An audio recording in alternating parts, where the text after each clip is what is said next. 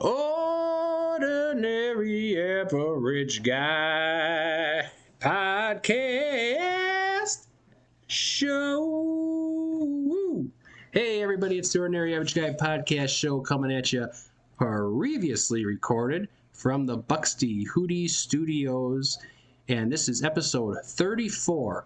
And we have a guest, a legit guest, an actual real life person that actually does things that are cool.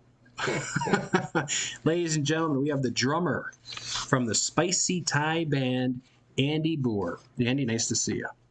You too. This is my first time doing something like this, so we'll see how it goes. Yeah, well, it's only I haven't interviewed a lot of people other than friends and well, you are a friend, but other than like family and Josh. No one really has asked to interview. Well, you know what? I always think the drummers kind of get overlooked a little bit, I feel like. Is that a fair statement? I think so. But my take on it is, we're overlooked, but if your drummer sucks, your band probably sucks. Well, the drummer is the backbone of the band, correct? Mm-hmm. Yeah, drummer and bassist probably. Yeah, drummer and bassist. But the lead guitar and the singer are the ones that get all the chicks, I feel like. I can attest. What about the rhythm guy just playing rhythm guitar? Does he ever get chicks? Well, maybe. I mean, he's probably near the front, so more visible to the audience. The lead singer is so overrated. They definitely, I'm envious of them when I'm unloading my gear. Yeah, they just have to load up a mic. Yeah. It's crazy. You got all your drums.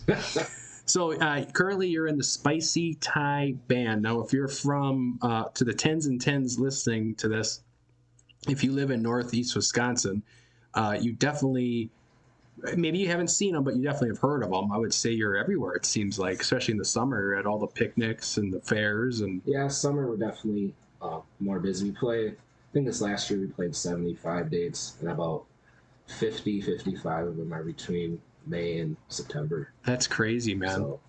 And now currently your band is in Costa Rica, and you're not. I'm not. Yeah, I am not, and the bassist is not. So I'm getting Snapchats, videos, seeing them in the pool swamp bar, and I did not go as me and my wife welcomed our second child. Congratulations. 30 days ago, so I figured, well, no, I was told.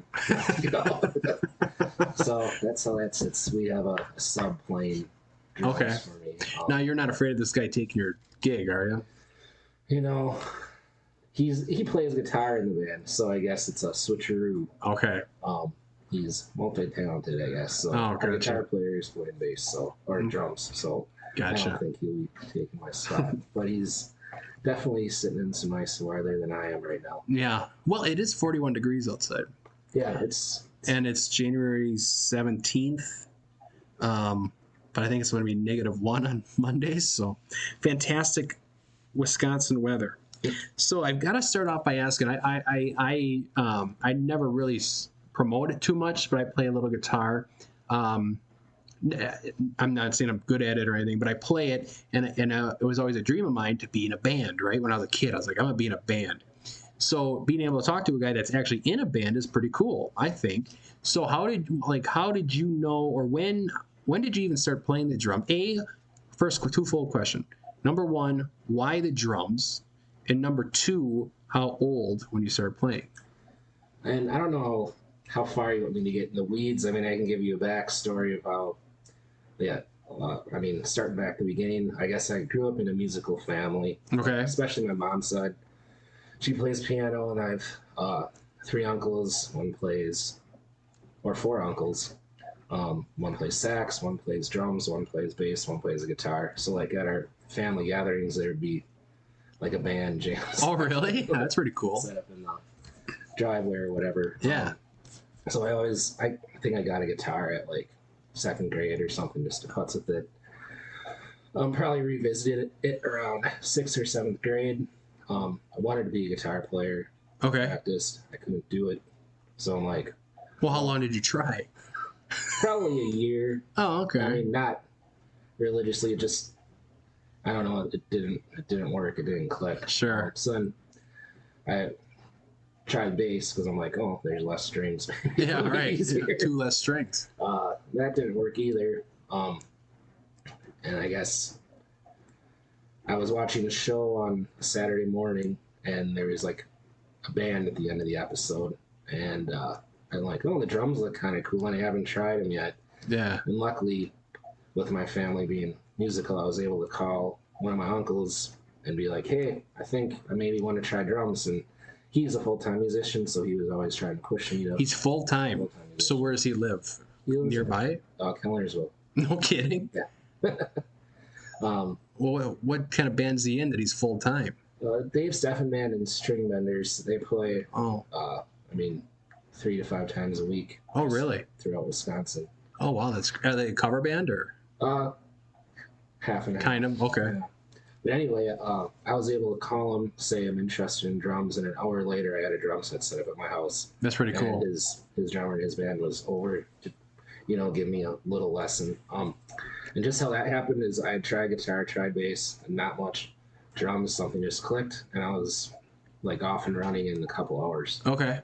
Nothing complex, but I could play a beat, and it felt like I actually had time. It felt like you were actually time. Man, that's another one too, because the drummer is the most important.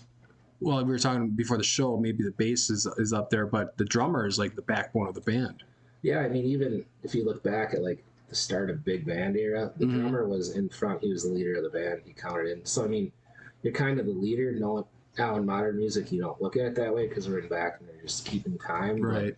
But, yeah, I mean, nothing can really go off. If you're off, everything's gonna be off. Yeah. But yeah, so I had that drum set. The thing was just ending my 8th grade year, so going into high school. That's when I started drumming.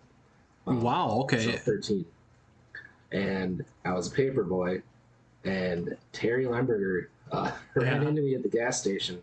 He had his son Casey Lemberger, and they had like a group, CC and the Riders going on. And yeah, I remember them. He knew my uncle, who had helped me set up the drum set. He's like, my son needs a drummer, because I think their current drummer is going off to college. So CC and the Riders. Now I thought that was okay. So Lemberger, and then Matt was in that band. I don't know if I know all the history of CC. Yeah. Caleb Casper. Yeah, wasn't he CC? I think so. He was the CC, right? Makes sense. I think Casey Fichten was drumming. But he was in the band too. But he was before you? Yeah. Oh, okay. Anyway, Terry, I'm delivering my papers. He's like, my son needs a drummer. Can you? And my uncle knew him and said, yeah, he's drumming. I'm like, yeah, I've been drumming for like 3 months. So, okay, that's the question. So now you're in an actual band covering music on the radio. Are you shitting bricks or? I was excited because I guess nothing pushed me more. Like sitting in my room playing drums by myself. Kind of fun that I can play an instrument, but I'm just sitting there by myself. Yeah. To playing with people. It's always more fun with people rather than when you're in your room by yourself. I often many things are like that. Yeah, many things are like that, yeah. I often think too, if I didn't get that opportunity, would I have just played for a year and be like, well, lose interest because right. How long can I do this? And the thing about I got my guitar in the corner of the room there. It's out of the way. Drum kit, where do you put it? Takes up space. Yeah, I was jamming in my room next to my bed, windows open, probably ticking off the whole neighborhood. Yeah. So you never had any actual formal lessons, would you say, other than your uncle giving you some tips and then And then his drummer and his band kind of. Okay. But otherwise, it was just listening to CDs playing along. Oh, wow. I took drum lessons for like 5 weeks one time just because I was like, I wanted to do it. And it was, and then I just got out of it. But it was not the easiest thing in the world. Is there when you play drums, is music theory a thing probably or not? I'm not sure because I don't know what music theory is. So right. So because I didn't have that formal. Well, it's just so funny because when I listen to musicians in pop, bands, big bands, like rock stars, and they're like, they don't know anything about music theory, and they don't know anything about like I was just watching this other guy play he's playing this note. He's like, I think that's a C. And it's like, dude, you're in a huge rock band, and it's just funny how, Okay, first thing, who's your favorite drummer then? So when you started getting into drumming, who was the guy or girl that was like, okay, they're cool. I'm gonna try to. I mean, everyone talks about John Bottom, Led Zeppelin. Yeah. And I liked him. I don't know if I have like a number one. Oh, really? Go to. I always mention CCR's Doug Clifford because I guess I picture my style of drumming to be not flashy, like just servicing the song. Sure. Playing so not Keith Moon from The Who. Yeah, he's wild. I mean, there's a lot of people I like respect, and obviously they're famous, they're amazing, but maybe not my style. Yeah, that's cool. Yeah. So you started playing when you were going into high school. You were in your first band right away in high school. Here's a question. Speaking of Keith Moon and just drummers in general, now granted, you started playing other instruments first, so maybe this doesn't affect you, but are drummers just wired differently? I just feel like if your daughter starts dating the drummer, it's like, oh no. Is there any truth to that? I don't know. I guess sometimes I feel like an atypical drummer. Like I don't know if I fit in with other drummers. Oh really? It does seem like.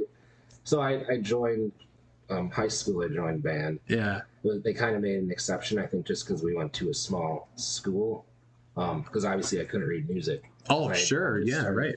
So I think if we were at, in a bigger area where there's more to choose from, I probably wouldn't have been accepted. Yeah. But they just needed maybe bodies. Sure. So I was in the band and with hanging around the drummers and sometimes eccentric group. I kind of was kind of more quiet. Sure. Not. Yeah. I don't know, ADHD, but I'm not like bouncing off the walls. Right. But I definitely see how that think of the word, but people think drummers are different. I think of it more like they hit the drummer or the bassist because they're like solid and not crazy. Right. And the lead singer and guitarist, they're the goofy ones. But that's from my perspective. So you were in the Riders. Eventually, I remember CC was dropped from the Riders, and it was just the Riders. Mm-hmm. And then after the Riders, I remember, now that was just a band that you were in. Yeah. But then I remember the Strawberry Jam Band was a band. Now that was your brainchild, correct? That was mine. And the Riders, I don't know if I, like I said, would have continued to do it if I wasn't with them. And I really cut my teeth with them. We played a lot of shows. I mean, especially for me being 14. Yeah. And letting me have that opportunity. I don't know how many other groups that a 14-year-old. I mean, my parents had to drop me off. Right. Sit there. But yeah, so I started Strawberry Jam just to play the music I wanted to play. Right. Because when it's not your band, you can't. Don't really have any say. Yeah, depending on how it's ran. And actually, two of the members in the Riders started in Strawberry Jam with me, Casey and Matt, and it was just another guitarist. Oh, really? So it was kind of like when Creed broke up and started Alter Bridge. Something like that. Yeah. I mean, it was. I think they were in. I don't know if it was a year, but then it was completely different members, and then the Riders kind of stopped playing. I think maybe careers and family was the reason for that. So then I just kind of moved into that, and we played more jammy rock, which I enjoyed, but the Riders, I think their set list was more catered to people, which is probably a better business model. Probably, yeah. But I enjoyed my time. I think Strawberry Jam was 6 or 7 years. Oh, really? What was that song in the Strawberry Jam Band that you guys played that everyone was always expecting A and B just like, yeah. Like, was there one particular song? Oh, yeah. Was it a Journey cover? I don't know if we did Don't Stop Believing. I don't think we did. 'Cause, yeah, we did the stuff that like other bands weren't doing. Yeah. So that's probably why we didn't. Yeah, that's cool. Gain, more popularity, but we did do Freebird. Yeah. But we learned like the solo just to make it authentic, like legit, instead of just because otherwise it's a 3-chord song and it's right. Anyone could just make up stuff. Right. But did you ever think about like? Did you ever think of like? So now you're in these bands, right? You're now you got 11 years under your belt. Did you ever think to yourself, man, I should just go to like LA and see if I can join like a I don't want to say a legit band because you guys are a legit band, but like do it. I mean of course I looked at it. Yeah. But I think I'm not enough of a risk taker. Yeah. I mean and everyone out there is great. Right. You're you go out there or you go to Nashville. I mean, if you're good around here, you're the best thing ever around here. You go there and you're just average. You're another guy. And especially the instrument I played, like I would just be a hired gunner. I would just have to attach my wagon to somebody else. Act. And a lot of times, from what I read in Nashville, is you can be part of a successful act, but it's really the singer.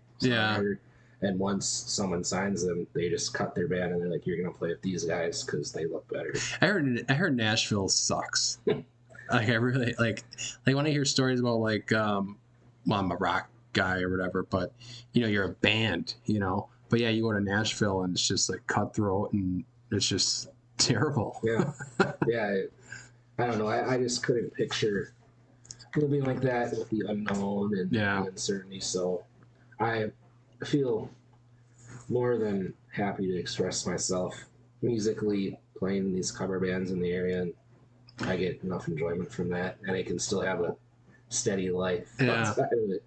So one more question about I got other questions, but one more question before we get into modern day.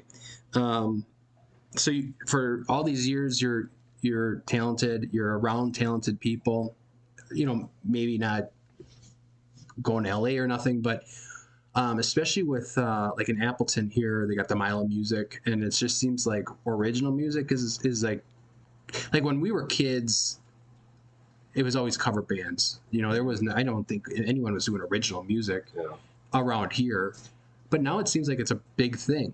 So do you ever think about like doing a side project with the people that you're with, and maybe like just writing some music of your own and going to like a Milo music or something like that and seeing if you can, because a lot of those bands are hitting the road and doing it. It seems it's pretty cool. Yeah. I mean, so after I learned drums, I revisited guitar, and I can play some guitar. I would never be able to be in a band, but I can strum chords enough that I'd written songs. Oh yeah, okay, perfect. I mean, they probably suck, but I just whatever. I'm writing songs just to be a little artistic. Yeah. And I guess to do that, this isn't entirely true, but like the original musicians in Appleton and the cover musicians, there's almost a divide between them. Like a West Side East Side thing. There's not even like we don't like each other, but it's just that our paths don't cross enough that we, So yes, I could look for a group or within my group to perform originals, but like no one in my cover group writes original music. Oh, okay. So we have nothing that we could perform. Right. And I could go and look within the original side of the music industry in Appleton. I'm not saying that that side doesn't want to do stuff with us, but I don't want to make it sound like us and them, but it's not. It's tough. It would be a tough road. Yeah. Just because those connections aren't, all the Mile Music people, we don't see them being in the cover band because they don't hire cover acts. Right. It's all original. So it's and then a lot of the original music showcases, they have 5 or 6 bands. So those guys all know each other. Yeah. So it's kind of, we just don't. I hear you. You're in different crowds. Different, worlds. If I do ever, and I'm giving myself, every morning I practice my guitar. So if I start a little trio or whatever, can you want to be my drummer? I would be open to that. Because and and we'd be a democracy. So if you have songs, bring them to the table. And would you be able to do like Don Henley, right? Don Henley, he sings. Oh yeah, and drums. Would you be able to do I that did sing quite a bit in the Strawberry Jam Band. as you were drumming? Oh, of course, yeah. I don't do that anymore. We have better singers than me, so I don't need to do that. I don't know. Sometimes the bad singers are cool. You know, Tom Petty. He wasn't. Yeah, you could listen to him though.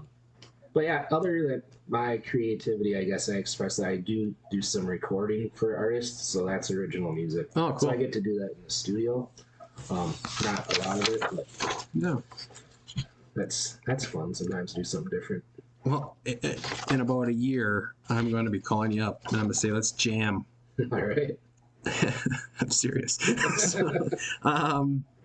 So we got through the Riders, Strawberry Jam Band. You did some other smaller stuff once in a while too as well. But now, after the Strawberry Jam Band, you guys just broke up, life, whatever. And then all of a sudden, the Spicy Thai Band just came calling. Or did you go knocking? Yeah, they didn't call me. Our band. So we had run its course.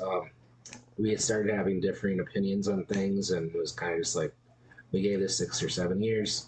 We're not getting any bigger. Yeah.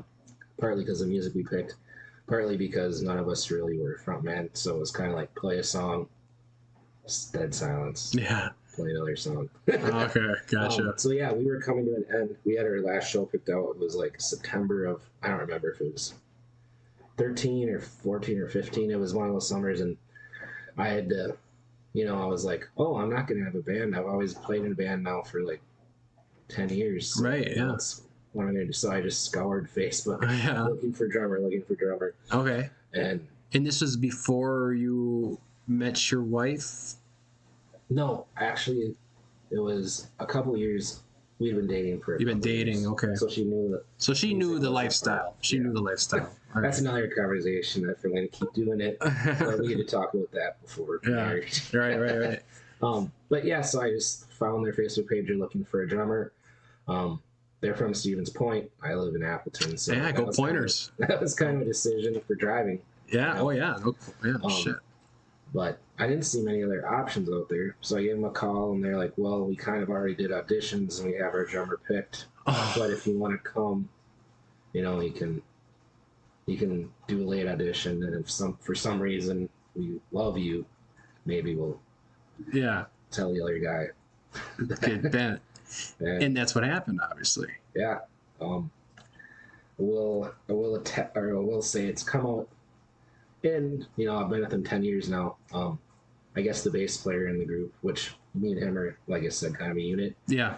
He felt very strongly that he had more of a connection with me than the other guy. So supposedly, I'm speaking with what I've heard, because we've never really had this conversation before, but it sounded like if he didn't have a strong feeling that might not have happened, they might have just said, he already promised.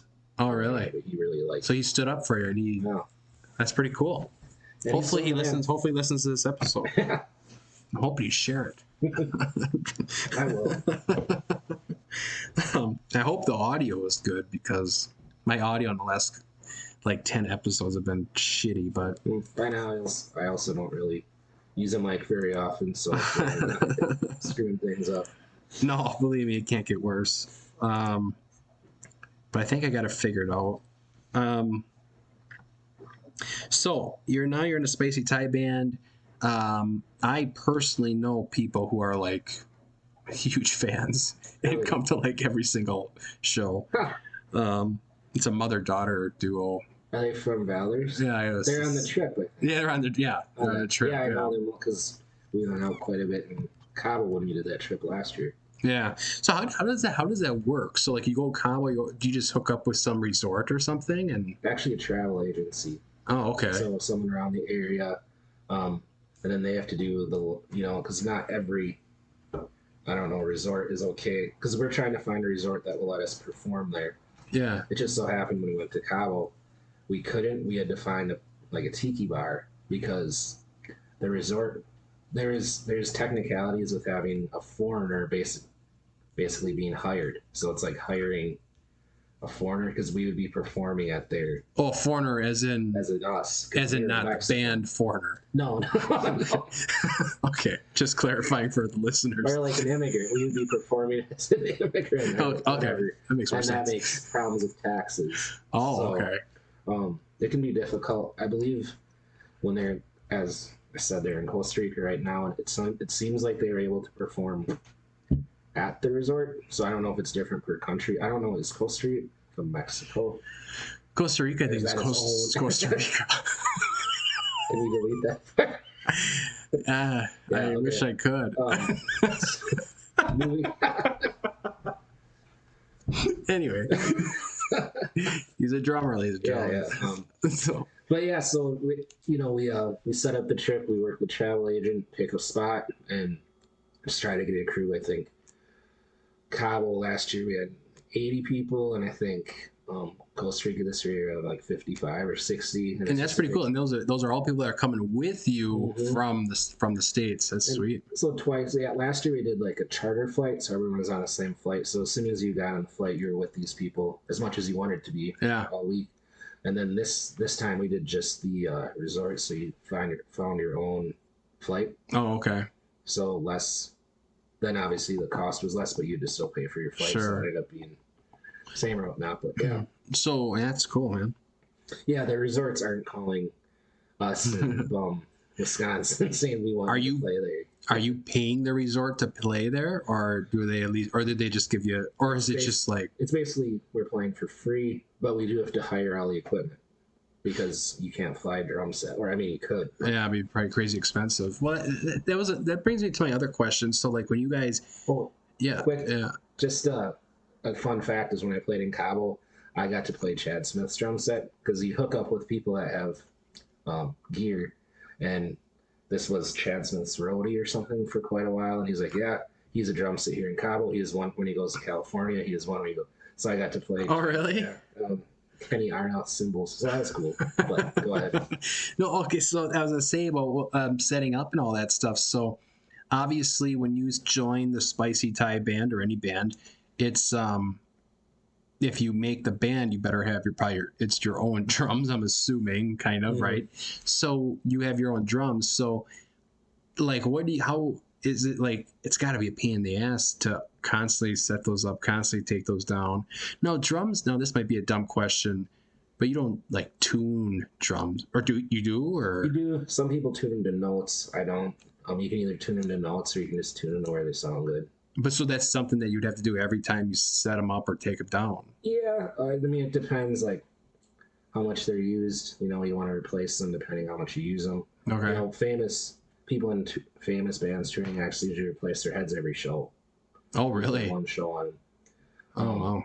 Us less fortunate. I do. Yeah. I have a lot of drum sets, so I don't have to replace my heads as often because the drums don't get played as much. Oh, okay. But Gotcha. I would say maybe after 20 or 30 shows, I'll replace them. Okay. So why do you have so many drum sets? Is it kind of like a guitar where you have different guitars and they all sound different kind of thing? Or do you just have probably backfire, but I think I've told my wife. I mean, she's not going to listen to this anyway. I mean, in theory, they all sound different, but once you're at a certain level, they all just sound good.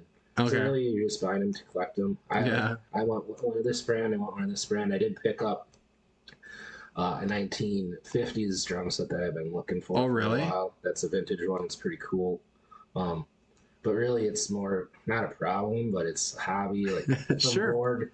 People scroll on Facebook. I scroll like Reverb, which is a used gear website. Okay. And if something's a deal, I have to buy it. Yeah. If I can't lose money on it, I can always sell it. If I know I can sell it for what I paid for it, I'll probably buy it. Yeah, especially musical instruments, like you say, those are like cars, where it's like if they're antiques, like they don't lose value. Like in the guitar world, everyone's always talking about like that 1970 blah blah blah. So, I'm not as knowledgeable about it. But it does seem like it doesn't lose value. Yeah. So that's pretty cool. It's the money that you have. It's just not in money form. Yeah. Right. Sell it. So. Yeah, we call that unrealized capital gains. Something like that. So you have any shows coming up?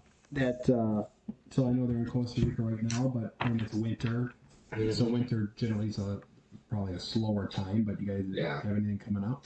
Yeah, we play actually near as close as we get to where I grew up. We play at Seven Lakes. Oh yeah, in Whitelaw, Wisconsin. Yeah, January 25th. That's for like it's not called polar plunge, but it's the same concept, except I think all the money gets donated within the county. Okay. Instead of going to. And that's a public show. Yeah. And then we'll play at. There's a few shows coming up in Feather and Winneconne. Hinder or Hinder Brewing in Wapaka. I don't know if it's Hinder or Hinder. It's like the band too, Hinder. yeah, the band. It's like why would they name themselves that? I don't know. But we were playing Kakana too, Maloney's in April. But that's where I saw you guys last was in Maloney's in Kakana. Yeah, there's and it's hard finding bars or areas to play in the winter that can hold an eight-piece band. 8? Okay, so you have 8 people in your band. 8, and we have our light girl, sound girl. She comes and sings some songs too. So sometimes we have 9 people. Okay, so you got a drummer. What do you all have? Drummer, bass. Number 1, most important. Yeah, right. Bass. We have lead guitar. We have our band leader is a rhythm guitar player. Okay. He plays acoustic sometimes in songs. Okay. Keyboard. And then we have a female singer. We have a male singer who plays saxophone. Oh, cool. And then another male singer plays trumpet. That's 8. And then our keyboard player also plays trombone. So yeah, that's the group. And then we have the lead guitarist, female, the 2 males, and their rhythm. So we have 5 people that sing. Okay. So it will switch it up that way. And how often do you guys get together and practice? Ever? Or once a week? We practice to learn new songs. So we see each other now throughout the year. We don't get together to rehearse unless it's for new songs. Seriously? So generally, last year we practiced twice. It was really? In January and February, and I think we picked 15 songs and did like 7 one, and then 8 the other practice. So I'm guessing it's all like 8 when you're at home, learn this song, and then we'll get together and play it. Do your homework. So once you get there, you're not wasting time. So how many songs do you know like that you could play? I think drums, we would have the benefit of our instrument's pretty repetitive. Right. Dun, so, dun, dun, and even if I don't know a song, I mean, I can get through it. I might not have the fills like the CD. Right. I mean, can play pretty much to any song if the rest of the band has it. Okay. But as far as songs I know and could perform with the breaks and probably most of the important fills, I don't know, 400. But because there's rotating. I thought you were just going to say 4. I was like, this doesn't seem like a lot. And then you said 400. 4 probably very good I can play. I was like, holy shit, that's a lot. But there's a catalog, and you rotate songs in and out so you know, but they come up with requests, so they stay within your memory bank. But that's cool. Drums are very repetitive, so it's hard and it's easy at the same time. Yeah, I hear you. It's not the guitar knowing. Well, even like rhythm guitar though too, that's not. I mean, it's hard. Don't get me wrong, but it's rhythm. It's just the same as the drums. As long as you know your chords and. Yeah. But even well, that's what I was gonna say. Like if you know with the guitar, if you know theory or if you know your scales, and you kind of know if you know what key you're in, that too, you can get through anything. Also, it's just kind of funny, like musical instrument, like. I don't want to downplay it at all because it is very hard. But like if you get your practice in and you play it, and then you get to that point where if you know what key you're in, kind of thing, or if you know the beat of you just can you can get through it. You're gonna knock it out of the park, probably not, but you can get through it. Yeah, you get through it. And I think I don't know if this is music theory, but you can say like the song's 1-4-5 or whatever. Yeah. And if you know what key you're in, then you can play your. Right. You can play the progression and you can get through it. Yeah. And like with the guitar, everything's the same pattern, just different strings. So I don't know why I can't figure it out. I couldn't either. But No, that's cool, man. So and then obviously this summer you'll be crazy busy. For those of you listening, just I'm sure any picnic in the area or fair you'll be at. So how is this on? Well, unless you have anything else to share, I'll just kind of end on this last set of questions. Yeah. How is this? So you have a wife and you have two little kids, and you're out 52 nights, 75, yeah. 75 nights out of the year, jamming Yeah. and living around, getting drunk and doing all sorts of drugs. Yeah, exactly. I mean, How does that work? Like, I mean, in all honesty, is your wife? She must be a rock star, no pun intended, huh? yeah, it's very cool. She lets me do this. We had that conversation when things got serious because I work a day job, Yeah. insurance. I would say music's probably more of a passion than insurance. Right, So, yeah. This is what I do for fun. So we'd have that conversation as to would I be able to continue to do this and what would need to happen or what circumstances would happen that I would probably have to step away. Right. So we had those conversations.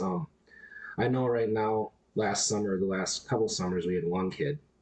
So this is going to be the first summer with two. Mm-hmm. So we're going to have to see how that goes. Yeah. Right now, the nice thing about the group I'm in is everyone has families. So if you need to take dates off, you can. Okay. So this summer, I picked 1 weekend a month in June, July, and August and took that off.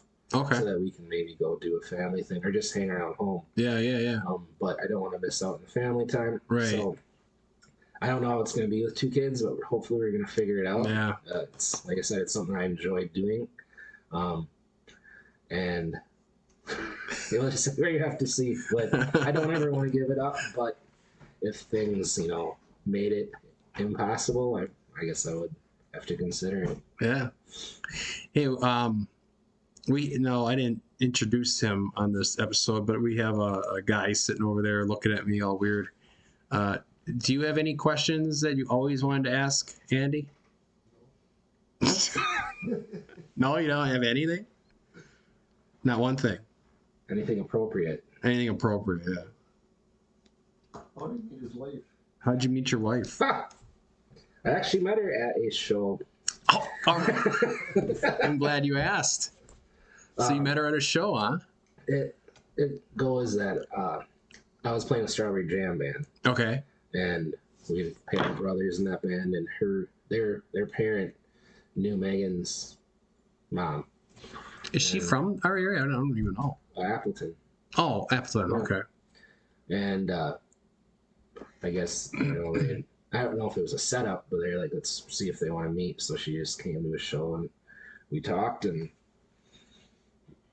the rest is history. I don't know. The rest is like any other relationship, but Yeah, I did meet her at a show, that's cool. which was rare because. And you knew she was going to be coming? Um, Or was it after the show that No, these it people was- were like, here's Megan? no, I think the parent of the brothers in the band told me this girl's coming that we want you to meet. Oh, okay. I mean, but obviously we could have met and been like, oh, well, there's no interest here, so Well, that's cool. Met at a show. Sweet. Actually, it was at the place in Shackton that just burned down. Are you familiar with Shackton? Yeah, a little bit, but I didn't know the place burned down. Rail. That place burned down? Rail. I forget what it's called. When did it burn down? Like within the last year. I didn't know that. Where the Ellie Wildfires. Oh, yeah, was it Ellie Wildfire? An ember flew across the nation. Yeah, wow, it's crazy. When you were drumming and your future wife was there, did you throw her a backstage pass from the Bands of our level don't have backstage. We might get a cooler or a room to change in. Oh, okay. Gotcha. All right. Well, that's all I have for questions. We went 40 minutes. The show isn't over yet, though. I am gonna check. I don't think I might have any. I don't think I have any emails. JKen, OAG. Oh, Oh yeah, we have 3 emails here. So every episode, if I have emails, I read them and then we answer them. And if you want, you can help me answer these emails. These are not read, so I do not read them ahead. Our first email is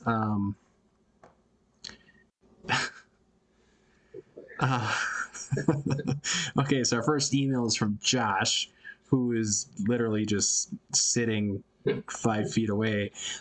His email is CC and the Riders were originally Matt, Skip, and Caleb. Skip then left and was replaced by Matt P for a short time. Then they added Casey and Booher and dropped Caleb in the CC from the name. Then added Tim S sometime later. So then they added Casey and Booher? You guys weren't on there. Casey who? Never.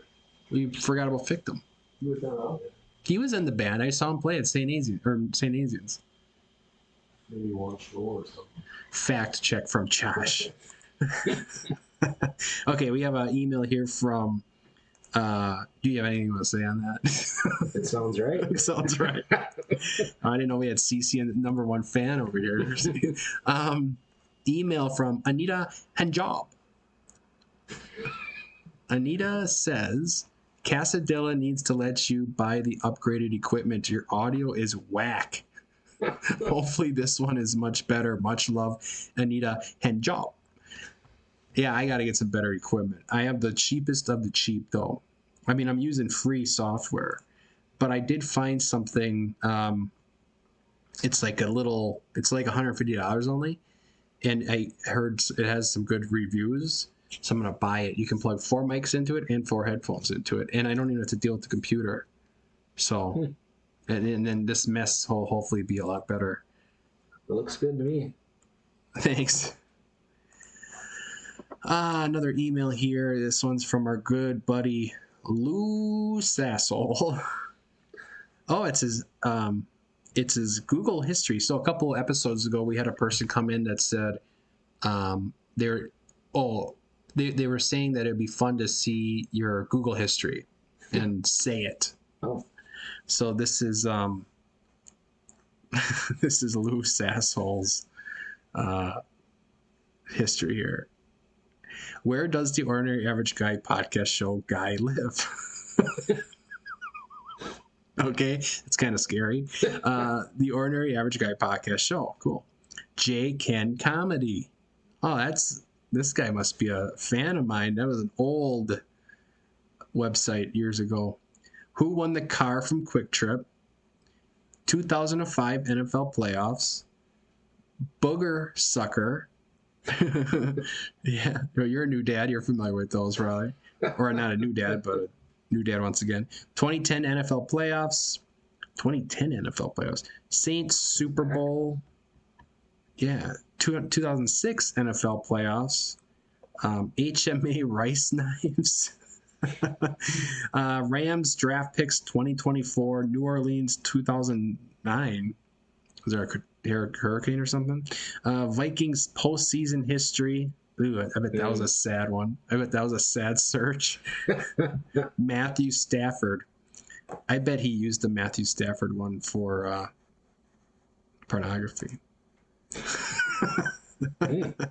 Well, anyway, those are our emails. If you want to email the Ordinary Average Guy podcast show, you can email us at jkenoag@outlook.com, or you can find us on the Facebook, the Ordinary Average Guy podcast show, and you can message us there. So, Andy, the next thing on the list every week, I always do, since it's the Ordinary Average Guy podcast show, to be funny, I do an unordinary opinion. Isn't that hilarious? So every week I come up with like an unordinary opinion, something that I think is either really cool that other people are so on, or the opposite. So since you're our guest this week, I will let you, if you have one, I will let you share. Yeah, I think going back to drummers that influenced me or favorite drummers, I know one of my unpopular maybe opinions is regarding Neil Peart. I Okay. believe he had a podcast that you may like the guy.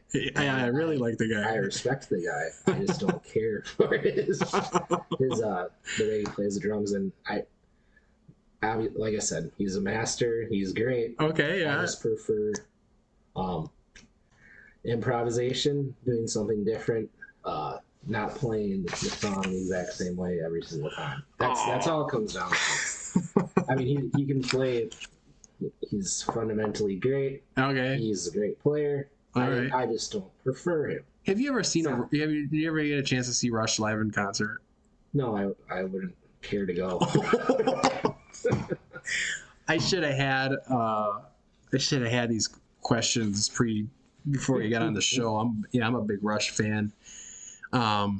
It's first of all, it's Neil Peart. Oh yeah, I think I've heard that. So just so you know, it's Neil Peart. Peart. Yeah. I know he was the lyricist for the band. Right, he wrote all the music. Other than he wasn't in the band the first record, but I don't know if he wrote the music like in a second one, but I know like eventually he was the main guy that wrote all the lyrics. Near the end, he followed the tour bus on his motorcycle. I know he went like on a cross. Well, for not liking Neil Peart, you know a lot about him. There's so many articles because he is widely regarded as one of the best, if not the best. Yeah. I just don't care for it, but there's enough. Yes. Yeah. Well, whatever. We all have their own opinions. I think. Never mind. I'm not going to go into it. It's no opinion. It's your preference. Well, it's an original opinion. Yeah. Okay. Yeah, it's no opinion. We did talk about that a little bit. Who your favorite drummer was. So the guy from CCR, you like him because he does. Well, I guess like what was the last? Who did you see? Who was like some bands you saw live? Or are you always so busy doing your own bands you can't even see anyone? I don't see much. I mean, most of the music I like isn't drummer oriented. Oh. The drummer's part of the band. I guess the craziest drummer that I do care for is Carter Buford from Dave Matthews. But, okay. Yeah. That's just two opposing styles. When you see him play a song, he's going to play it different the next night.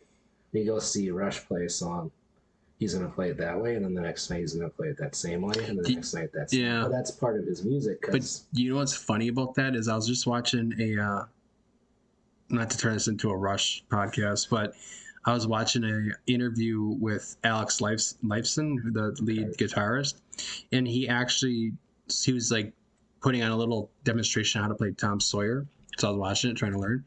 Anyway, he literally said about the solo, he said that, like, to be fair to so this is just a different opinion. He says he tries to play it the same every show. Mm-hmm. So like that so everyone can experience it the same. So it's funny that you say that because that's just, but I will agree with you though. If I was in a band and I was crazy talented, I would never do it the same. I would always do different. Yeah, and it's not crazy different, but just enough to keep it interesting, maybe. I love it when bands play live and it sounds like totally different from the record. I think it's cool. Like when they just go off on a jam. Are you a Pearl Jam fan? You like Pearl Jam? I've seen them live a few times, and quite a bit. And they always have songs, and then like Better Man, that song everyone knows. And then it gets to a certain point, and then they'll like play a totally different song. It's cool. Yeah, I like that. I think it's cool. To your point, I don't like it when people play it just like the record. And that can be cool too, but yeah, it's all personal preference or opinion. Cool. Well, that was your unordinary opinion. Next on the list, song of the week. Do you have one? I did go. So we have about tens and tens of people that listen to this. So this would be a song that you would recommend, like, hey guys, listen to this song, jam out for it this week. Yeah, it's just a slow, I don't know, chill song that I thought was cool that I haven't listened to lately. It's called Let It Go by James Bay. Let It Go by James Bay. What'd you say over there? That's old. I don't care if it's new. I just It doesn't have to be new. I'm probably not hip with the new songs out there. Let It Go by James Bay. All right, I'll be sure to check that one out. I guess I'm not familiar with this. Or do you think I would be familiar with it if I heard it? I don't know. Might have been big. I don't know. Oh, I didn't know it when it was. I don't. Just came across my playlist and yeah. well, it's pretty chill and relaxing. Yeah. Easy to listen to. Cool. It's mostly what I listen to. Any drums on it? I think there is drums in that song. It's not. They're not doing anything crazy like Neil Peart, but they're there. Do you, when the kids are asleep, do you and your wife ever go bang on the drums or? I won't. Yeah, thanks for having me. She could care less if I play drums or not. So Alright. the banging is not important. Okay. Of the drums. Gotcha. Yeah. All right. Well, ladies and gentlemen, thank you so much for being on the show. I appreciate it. I will get this. This will be dropping on Tuesday morning. We're recording this on Friday, so that's why we only had the 3 emails. But look forward to this dropping, and hopefully, if you're ever out and about and you see the Spicy Tide band playing, make sure you check them out. I will attest. It's a good time. It's fun. I have fun doing it. Yeah, definitely. So, thank you very much, man. Have a good one. Yeah, thanks for having me. You bet. It's fun.